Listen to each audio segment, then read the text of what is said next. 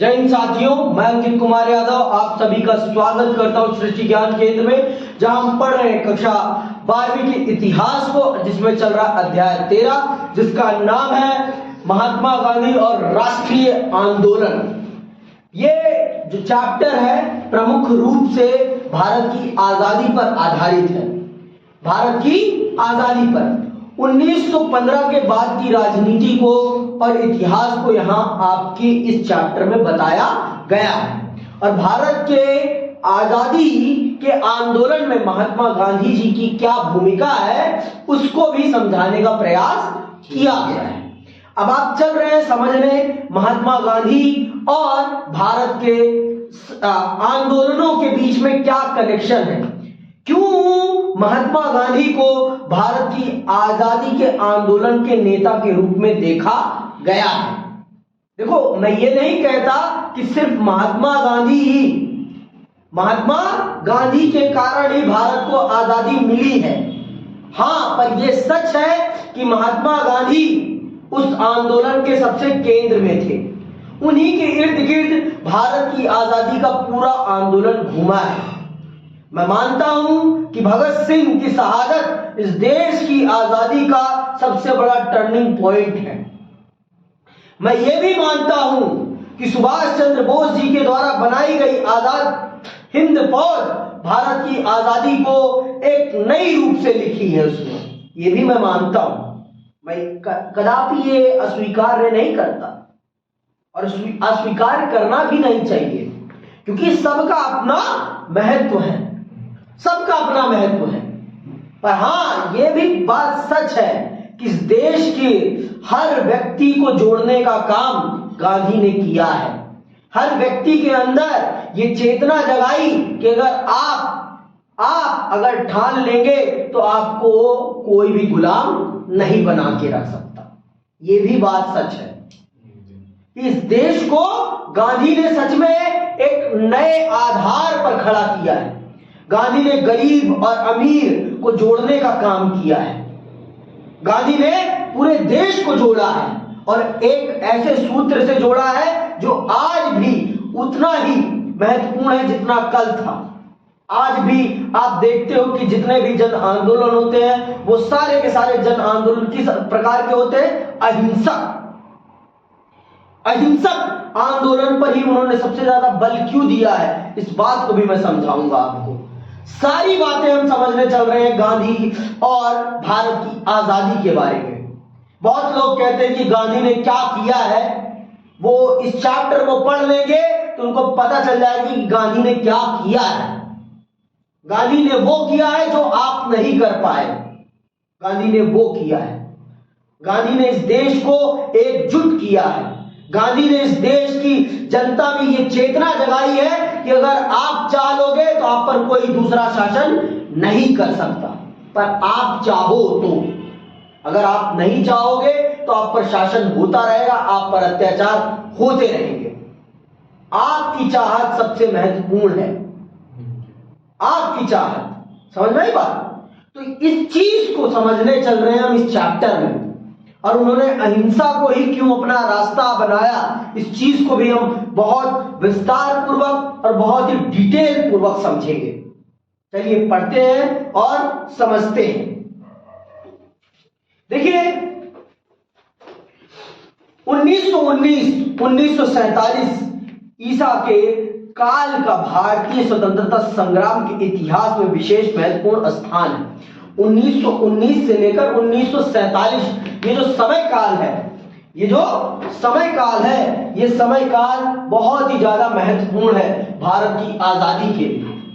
1919 से लेकर 1947 तक, ठीक है, ये जो समय काल है ये भारत की आजादी के सबसे महत्वपूर्ण समयों में से एक है। सबसे महत्वपूर्ण समयों में से एक है।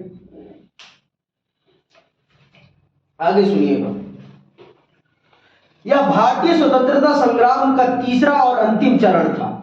इसी काल में एक महान विभूति महात्मा गांधी ने सत्य और अहिंसा पर आधारित सत्याग्रह, असहयोग और सविनय अवज्ञा जैसे अशस्त्र अस्त्र शस्त्रों के साथ भारतीय राजनीति में प्रवेश किया और शीघ्र ही राष्ट्रीय आंदोलन के कर्णधार बन गए। 1919 से स्वतंत्रता प्राप्ति तक भारतीय राष्ट्रीय आंदोलन के केंद्र बिंदु महात्मा गांधी ही बने रहे। अंततः इस काल को गांधी युग के नाम से जाना जाता है। इस युग के राष्ट्रीय आंदोलन ने जनसंघर्ष का रूप धारण कर लिया।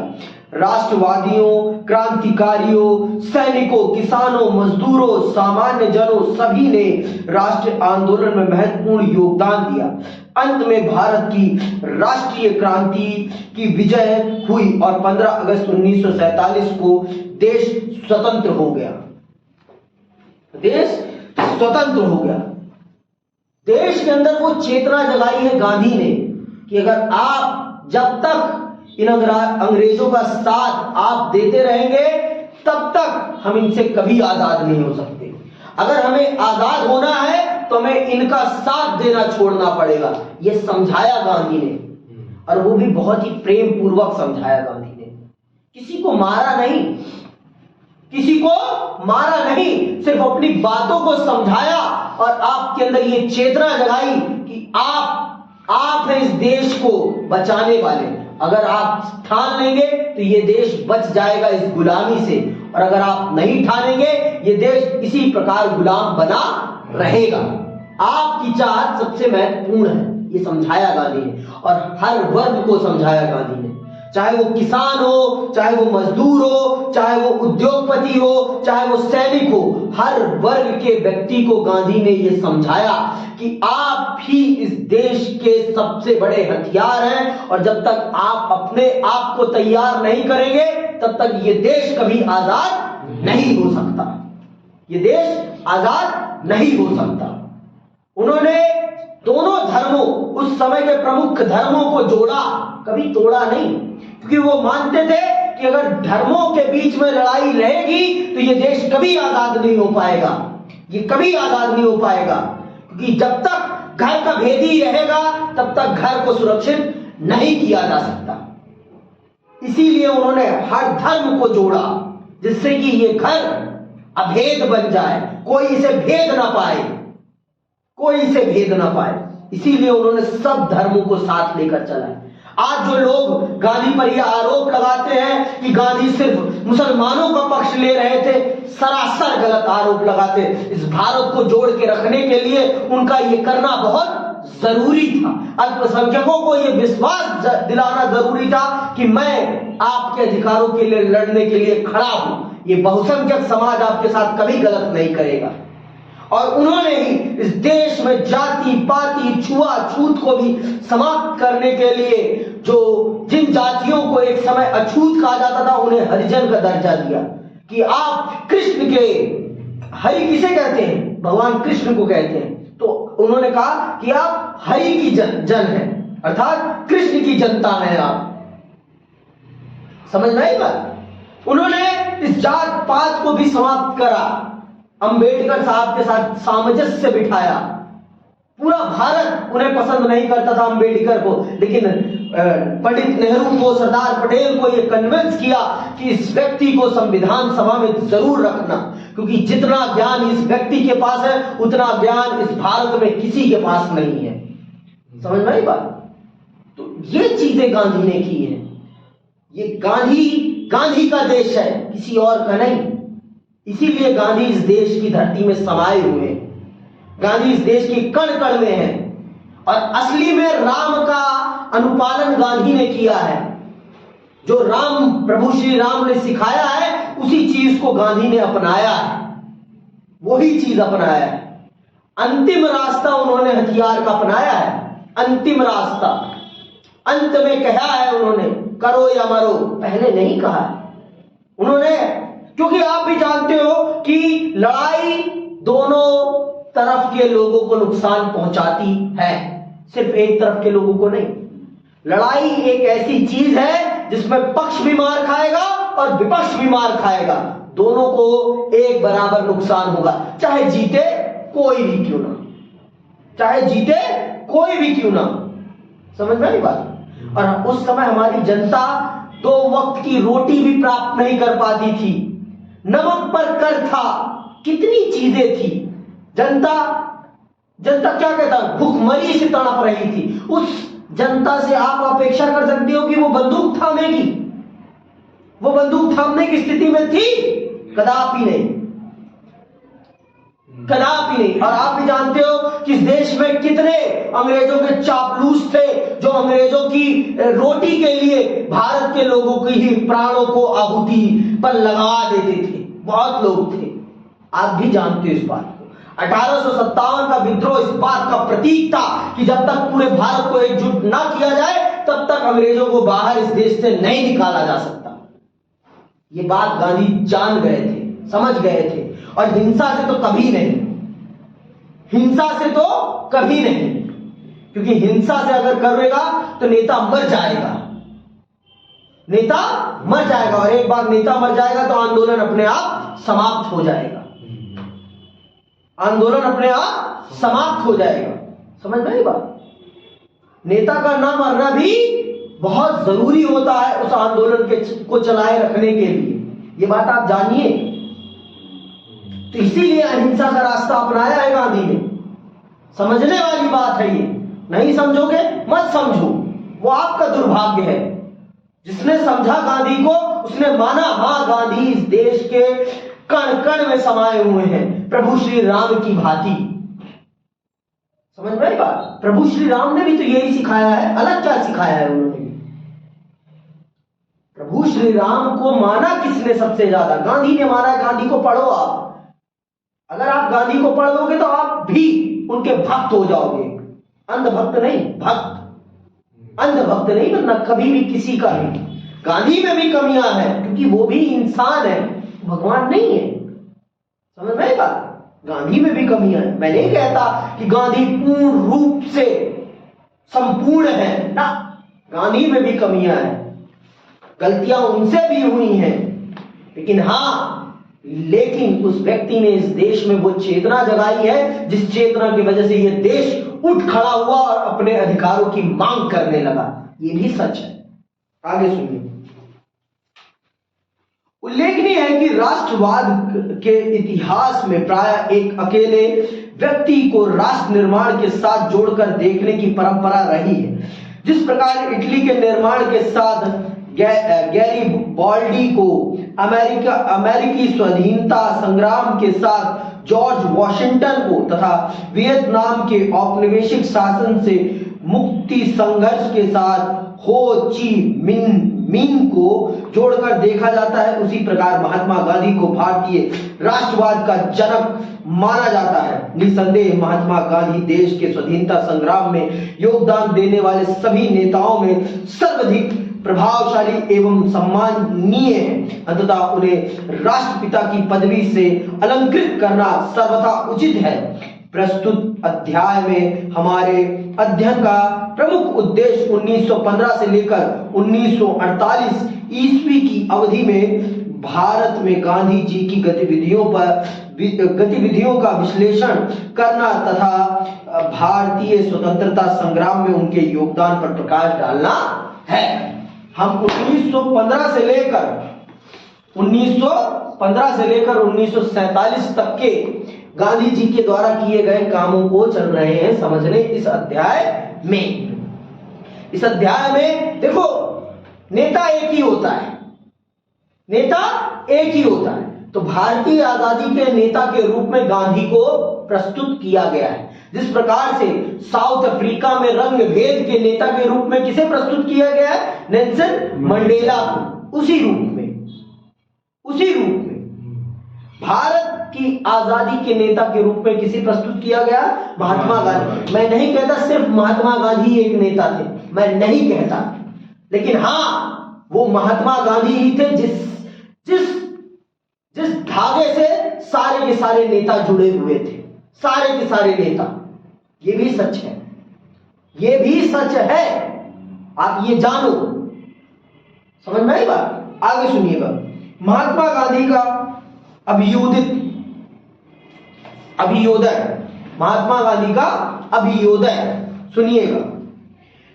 महात्मा गांधी, जिनका पूरा नाम मोहनदास करमचंद गांधी था, का जन्म 2 अक्टूबर 1869 ईस्वी को काठियावाड़ 1869 को काठियावाड़ गुजरात के पोरबंदर नामक नगर में एक पारंपरिक हिंदू परिवार में हुआ था।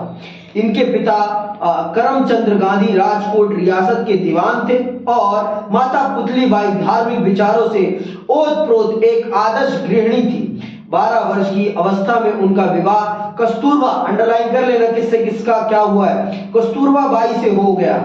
1888 ईस्वी में उन्होंने मैट्रिकुलस की परीक्षा पास की और कानून की शिक्षा प्राप्त करने के लिए इंग्लैंड चले गए। जून 1891 ईस्वी में वे बैरिस्टर बनकर भारत लौट आए और 1893 ईस्वी में वकालत करने के लिए दक्षिण अफ्रीका चले गए। ये याद रखना कब वो दक्षिण अफ्रीका गए हैं, कब उनकी वकालत समाप्त हुई है, कब वो बैरिस्टर बन गए हैं, ठीक है। तो 1993 ईस्वी में वकालत करने के लिए दक्षिण अफ्रीका चले गए। 1800, हाँ वही। गांधी जी दक्षिण अफ्रीका की भूमि पर पग रखने वाले प्रथम भारतीय बैरिस्टर एवं प्रथम उच्च शिक्षा प्राप्त भारतीय थे। कालांतर में वे इस क्षेत्र के भारतीय समुदाय के नेता बन गए। इतिहासकार चंदन देव नेशन के अनुसार दक्षिण अफ्रीका ने ही गांधी जी को महात्मा बनाया।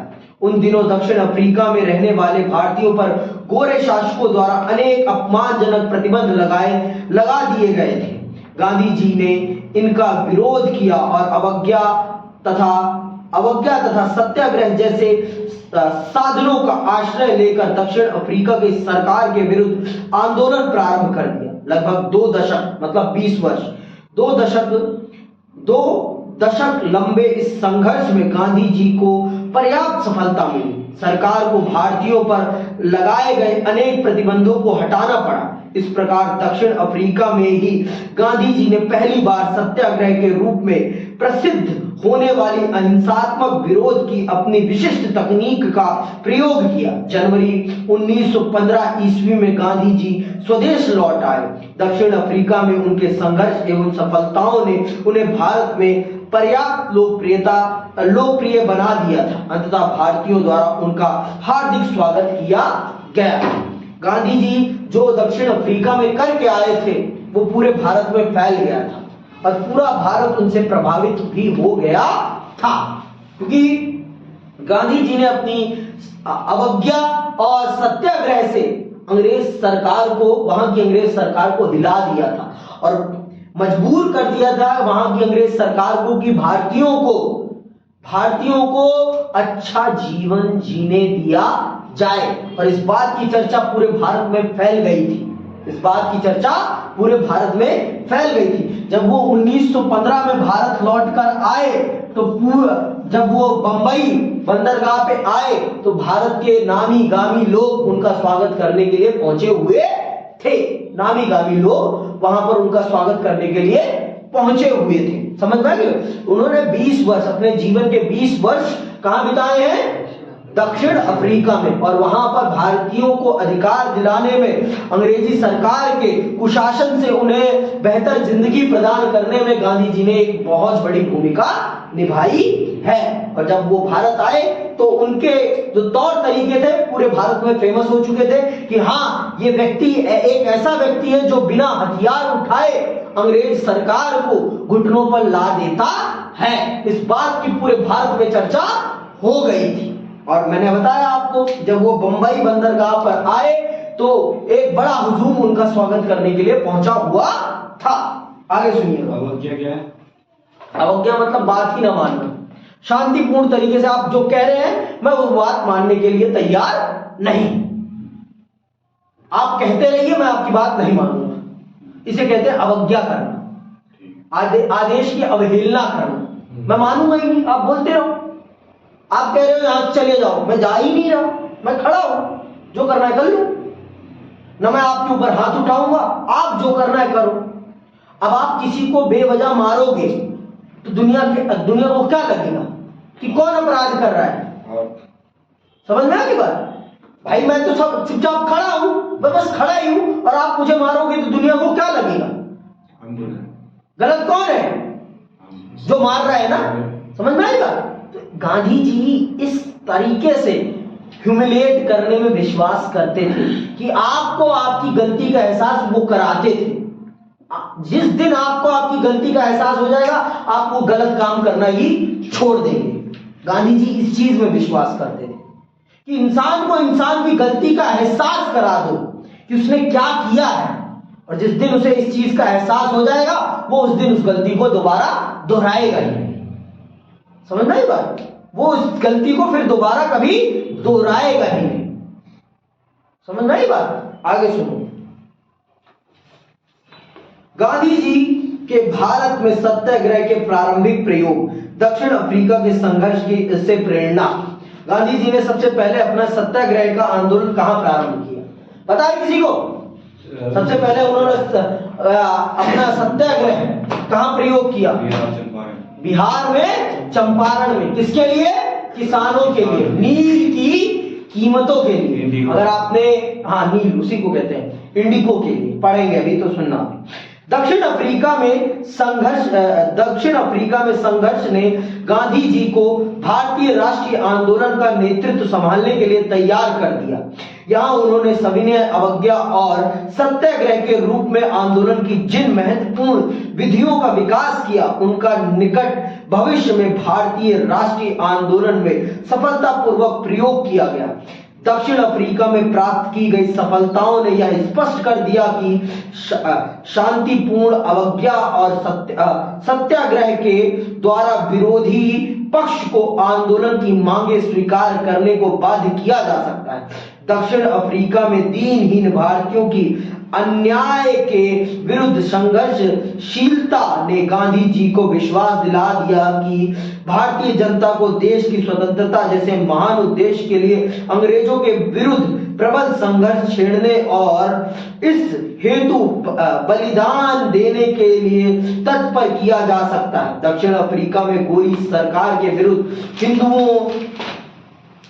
हिंदुओं, मुसलमानों, ईसाइयों, पारसियों, गरीबों, अमीरों, स्त्रियों, पुरुषों सभी ने धर्म, जाति और क्षेत्र के भेदभाव को भुलाकर एक होकर गांधी जी का समर्थन किया था।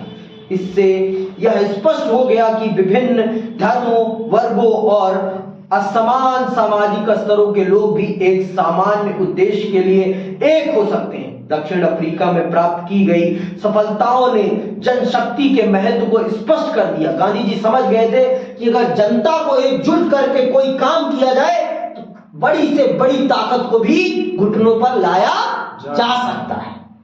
ये बात वो समझ गए थे, और वो ये बात भी समझ गए थे कि अपने में से कोई भेदी ना बनने पाए। गरीब को भी जोड़ो, अमीर को भी जोड़ो, मुस्लिम को भी जोड़ो, सिख को भी जोड़ो, ईसाई को भी जोड़ो, पादरी को भी, सबको जोड़ो, तब जाकर एक अच्छी ताकत बना पाओगे। और तब जाकर सरकार के सामने खड़े होगे ना, सरकार भी हिल जाएगी, सरकार भी हिल जाएगी। अच्छा एक बात मुझे बताओ, आप मुझे बताना, पुलिस वाले नेता के खिलाफ क्यों कुछ नहीं बोलते? कोई भी माननीय अभी अब वर्तमान समय में माननीय प्रधानमंत्री हैं जो नेहरू जी, अरे सॉरी मोदी जी, एक ही है ना, टर्म्स हो जाए, तो मोदी जी हैं। मोदी जी को अगर आज पुलिस गिरफ्तार करने जाए, क्या उनको गिरफ्तार कर सकती है? क्यों? उनको पता उनकी नौकरी खतरे में। उनकी नौकरी नहीं, उनको पता है कि अगर वो ये करने गए, पहली बात तो संभव नहीं है, ठीक है, और एक बहुत बड़े संवैधानिक पद पे है, और गए भी तो इतना बड़ा हुजूम आ जाएगा कि जिस पुलिस स्टेशन में बंद होंगे ना, वो पुलिस स्टेशन ही टूट जाएगा। उनको ये भी पता है, क्योंकि एक बहुत बड़ा जन समुदाय उनसे जुड़ा हुआ है। समझ में आई बात? तो ये होती है जनता की ताकत, जिसके पीछे जनता खड़ी हो जाती है ना, उससे बड़ा फिर ताकतवर कोई और नहीं होता। गांधी जी इस बात को समझ गए थे, इसीलिए उन्होंने ये रास्ता अपनाया, इसीलिए ये रास्ता अपनाया उन्होंने, सत्याग्रह। सत्य की राह पे चलो, जीत तुम्हारी पक्की है। और अवज्ञा करना सीखो। अगर सरकार गलत है, तो सरकार की बात को मानने से मना कर दो, लेकिन तोड़ फोड़ मत करो। अगर आपने तोड़ फोड़ करी तो सरकार के पास इतनी ताकत है कि वो आपकी ऐसी तोड़ेगी कि फिर आप दोबारा खड़े होने लायक नहीं बचोगे। समझ में आई बात? आगे सुनो, कहां गए? इससे यह स्पष्ट हो गया कि विभिन्न धर्मों, वर्गों और असमान सामाजिक स्तरों के लोग भी एक सामान्य उद्देश्य के लिए एक हो सकते थे। दक्षिण अफ्रीका में प्राप्त की गई सफलताओं ने जनशक्ति के महत्व को स्पष्ट कर दिया। अंततः भारत लौटने पर गांधी जी ने देश की बहुसंख्यक कृषक जनता को भारतीय राष्ट्रीय आंदोलन की ओर आकर्षित किया और उसे भारतीय राष्ट्रीय आंदोलन की प्रमुख धारा से जोड़ा। गांधी जी के विचार क्या है? गांधी जी के विचार सुनिएगा ध्यान से। गांधी जी ने आरंभिक रूप में अपने विचार हिंद स्वराज नामक पुस्तक में लिखे, जो उन्होंने 1909 ईस्वी में लंदन से दक्षिण अफ्रीका लौटते हुए एक काल्पनिक संवाद के रूप में व्यक्त किए हैं। इस पुस्तक के अध्ययन से स्पष्ट होता है कि गांधी जी द्वारा सत्य, अहिंसा एवं साधन और साध्य की श्रेष्ठता पर विशेष रूप से बल दिया जाता था। मतलब गांधी जी ना बहुत ज्यादा सत्य पर विश्वास करते थे। वो मानते थे कि इंसान अगर सत्य की लड़ाई लड़ेगा तो जीतेगा जरूर, और अहिंसा के रास्ते पर। देखो गांधी जी पर ना 3 धर्मों का सबसे ज्यादा प्रभाव पड़ा है। 3 धर्मों पर। कौन सा? आपका पहला तो सनातन, दूसरा आपका जैन, तीसरा उन पर बौद्ध धर्म का। कौन कौन सा? सनातन, जैन, बौद्ध और थोड़ा बहुत इस्लाम का और ईसाइयत का भी। जब वो इंग्लैंड में गए, जब इंग्लैंड में वो पढ़ रहे थे तो उन पर इसका भी प्रभाव पड़ा है। उन्होंने जब पढ़ा बाइबल को, जब पढ़ा उन्होंने समझा कि ये धर्म भी तो वही बात कर रहा है जो हमारा धर्म कहता है, ये हमारे धर्म से अलग थोड़ी ना है। और जब मैं अगर इनके लोगों को समझाऊंगा तो ये भी मेरी बात को समझेंगे। इनको जब मैं बताऊंगा कि तुम हमारे साथ गलत कर रहे हो तो इन्हें भी अपनी गलती का एहसास होगा और ये भी अपने आप को दोषी मानेंगे, तो ये वो गलतियां करना छोड़ देंगे। गांधी जी ने ये समझा, जाकर पढ़ा। कहते हैं ना, जब तक आप दुनिया को देख, आप ये मत समझो कि आपका घर ही आपकी पूरी दुनिया है। पर आप ही नहीं, दुनिया इतनी छोटी नहीं है, बहुत बड़ी है। इस दुनिया को देखना बहुत जरूरी है। मैं कह दूं सिर्फ यूनियन एकेडमी ही पूरा का पूरा भारत है तो सरासर गलत। मैं ये भी नहीं कह सकता कि दिल्ली विश्वविद्यालय पूरे भारत का प्रतिनिधित्व करता है, सरासर गलत। समझ में बात? आप कदापि एक छोटा सा तालाब, एक छोटी सी नदी पूरा भारत नहीं कह सकती। अगर आपको पूरा भारत समझना है तो भारत के कोने कोने में आपको जाना पड़ेगा, समझना। और गांधी जी जब भारत आए, भारत के में सत्याग्रह उन्होंने प्रारंभ करने से पहले भारत को जाना, समझा, पूरे भारत की उन्होंने यात्रा की, जिससे कि वो समझ सके भारत के कोने कोने में क्या क्या समस्याएं हैं, किन किन बिंदुओं पर भारत की जनता को वो अपने से जोड़ सकते हैं। ये थी गांधी की स्ट्रेटेजी। और आज के समय पे राहुल गांधी भी उसी पद चिन्ह पर चल रहे हैं, वही करने का प्रयास कर रहे हैं। तो देखते हैं उनको कि कब सफलता मिलती है इस चीज में। जागे हैं, बहुत दिनों से सोए थे, अब जागे हैं, देखते क्या होता है। आगे सुनिए आप। ठीक है, सत्य पर बल। गांधी जी का सबसे ज्यादा बल किस पर था? सत्य पर। दक्षिण अफ्रीका में प्राप्त की गई सफलताओं ने गांधी जी के भावी जीवन का मार्ग प्रशस्त कर दिया था। इसी संघर्ष की अवधि में उन्होंने सत्य और अहिंसा के सिद्धांतों पर आधारित सत्याग्रह नामक नवीन संघर्ष प्रणाली का विकास किया। सत्याग्रह का शाब्दिक अर्थ है सच्चाई पर दृढ़ता पूर्वक अड़े रहना। सच्चाई पर दृढ़ता पूर्वक अड़े रहना ही क्या है? सत्याग्रह। सत्य की राह पर अड़े रहना, दृढ़ता पूर्वक, बिना हिले, बिना डरे अड़े रहना। तो गांधी ने ये किया है। उस समय किसी की हिम्मत नहीं थी ये करने की, कोई नहीं कर पाया। जब जिस व्यक्ति ने किया है ये काम, उसकी उस महानता को स्वीकार करना हम सबका कर्तव्य है भाई। अगर आज के टाइम पे मोदी जी कुछ अच्छा कर रहे हैं तो उसको मानना पड़ेगा सबको। मैं नहीं कहता कि उन्होंने सब कुछ खराब किया है, बहुत कुछ अच्छा भी किया, और जो अच्छा किया उसको मैं स्वीकार करूंगा। मैं ये नहीं कहूंगा, मैं उनका कोई विरोधी नहीं हूं। समझ में बात? जो अच्छा है वो अच्छा है, जो खराब है वो खराब है, सरासर खराब है। समझ में बात? हाँ, ये सच है कि उनके शासनकाल में रोजगार नहीं मिला है जिस प्रकार से मिलना चाहिए, नहीं मिला तो नहीं मिला। लेकिन हाँ, ये भी सच है कि उनके शासनकाल में इंटरनेट जगत में जो क्रांति हुई है वो इससे पहले नहीं हुई थी।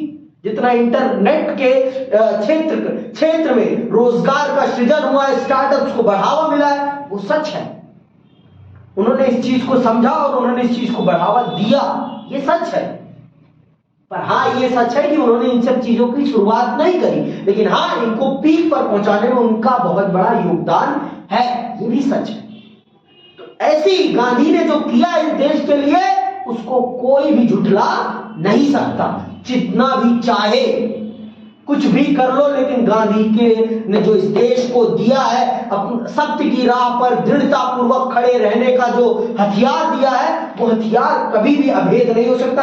आज भी आप उसका प्रयोग करके देख लें, बड़ी बड़ी सरकारें झुक जाती हैं। आप सबको पता है किसान आंदोलन इसका सबसे बड़ा प्रमाण है।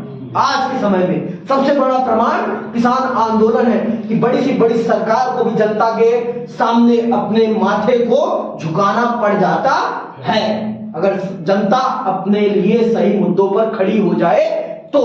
अभी आप देख लो, हिट एंड रन केस में जनता उतरी सड़क पर, सरकार झुक गई।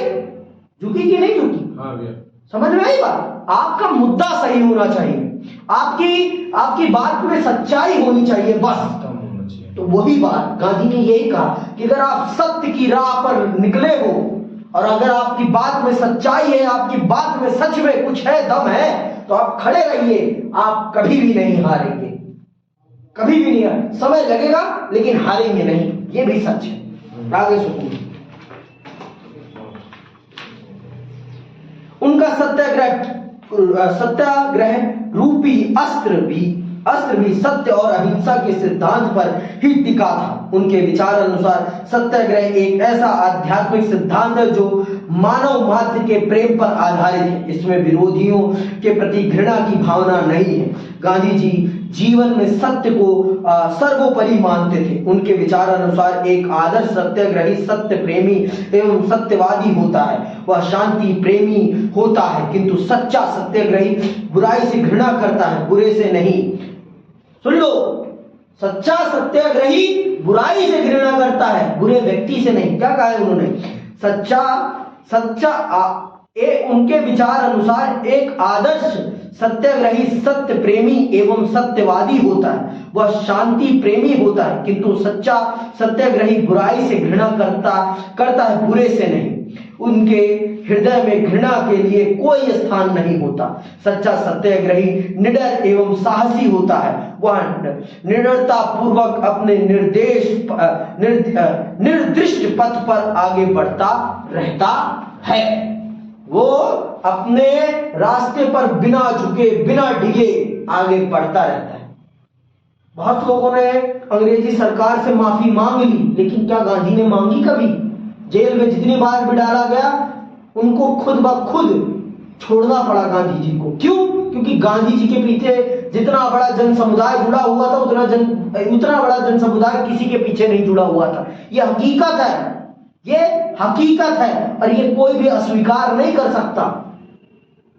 अगर आपकी बात में इतनी सच्चाई थी, आप इतने ही ज्यादा अच्छे थे, तो आपके पीछे गांधी के बराबर जन समुदाय क्यों नहीं जुड़ा?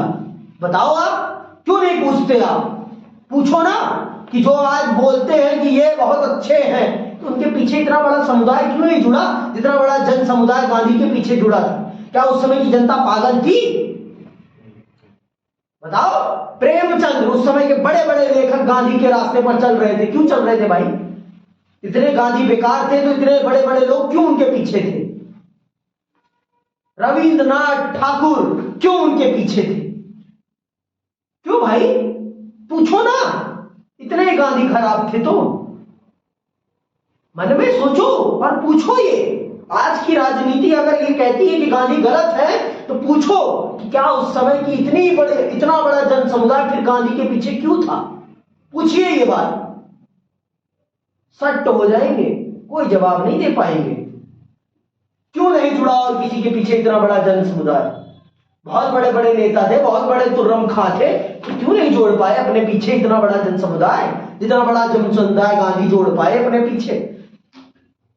अरे मैं आपको बता देता हूं, भगत सिंह की विचारधारा जरूर अलग थी, लेकिन एट द एंड वो भी ये स्वीकार करते थे कि हाँ क्रांति आएगी तो आएगी, विचारों से आएगी, कभी हथियारों से नहीं। चाहे आप उनकी किताब पढ़ लेना। और सुभाष चंद्र बोस जी भी गांधी जी को अपने गुरु के रूप में देखते थे। आप पढ़िए, और वो भी कांग्रेस पार्टी के ही सदस्य थे। तो अगर ये कोई कहे कि सुभाष चंद्र बोस जी गांधी जी से अलग थे, कदापि नहीं, कदापि नहीं। ये बात जान लेना।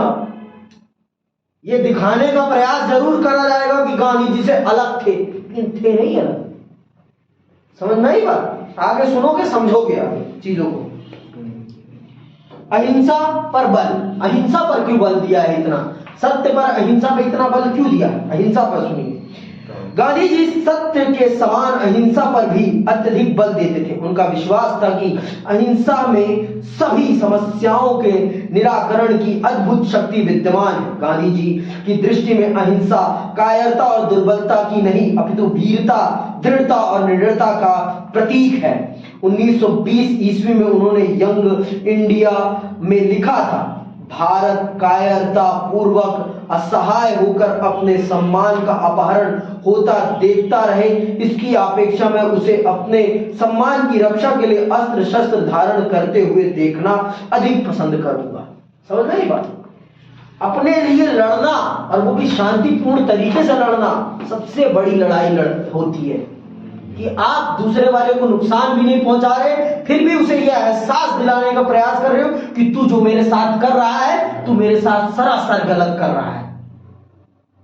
भाई ये तो नहीं कि चुपचाप बैठे हो ना, आप दृढ़ता से खड़े हो उसके सामने कि तू जो कर रहा है मेरे साथ, तू गलत कर रहा है, मैं तुझे मारूंगा नहीं, तुझे ये एहसास दिलाऊंगा कि तू मेरे साथ गलत कर रहा है, और तुझे खुद ब खुद मेरे सामने झुककर मुझसे माफी मांगनी पड़ेगी। तो गांधी ने ये किया है, गांधी ने ये किया है, अंग्रेजों को ये एहसास दिलाया है कि तुमने भारत के साथ गलत किया है, तुमने भारत के साथ गलत किया।